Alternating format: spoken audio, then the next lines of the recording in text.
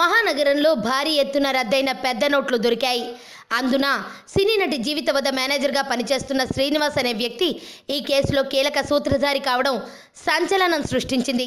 Hyderabad Jubilee Hills road number 71లోని Srinivas ఎంటర్ప్రైజెస్లో గురువారం సాయంత్రం west zone task force పోలీసులు ఆకస్మిక తనిఖీలు నిర్వహించారు.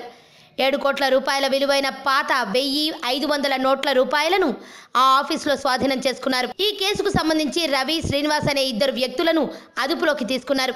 వారి వద్ద ఆ నోట్లు ఎలా చేరాయో సమాచారం రాబడుతున్నారు. పూర్తి దర్యాప్తు అనంతరం వివరాలు వెల్లడిస్తామని పోలీసు అధికారులు తెలిపారు. పోలీసుల అదుపులో ఉన్న నిందితుల్లో ఒకడు గతంలోనూ పలుమార్లు నోట్ల మార్పిడి కేసులో అరెస్ట్ అయినట్లు సమాచారం. కాగా ఈ కేసులో పోలీసులు అరెస్ట్ చేసిన శ్రీనివాస్ నటి జీవిత సోదరుడుగా ప్రచారం జరగడంతో ఆమె దీనిపై స్పందించారు. కరెన్సీ నోట్ల కేసులో పట్టుబడిన వ్యక్తి తన సోదరుడు కాదని, రాజశేఖర్ హీరోగా నటిస్తున్న గరుడ వేగ చిత్రానికి తమ వద్ద పనిచేస్తున్న 4 మేనేజర్లలో అతడు ఒకరని నటి జీవిత మీడియాకు వివరణ ఇచ్చారు. తమ పేరును పాత నోట్ల వివాదంలోకి లాగటం బాధ కలిగించిందన్నారు. తన సోదరుడు మురళీ శ్రీనివాస్ కిడ్నీ మార్పిడి జరిగి అపోలోలో ఉన్నారని వెల్లడించారు. పోలీసులు అరెస్ట్ చేసిన శ్రీనివాస్ నిర్మాత కూడానని, గతంలో కొన్ని సినిమాలు తీశారని వివరించారు.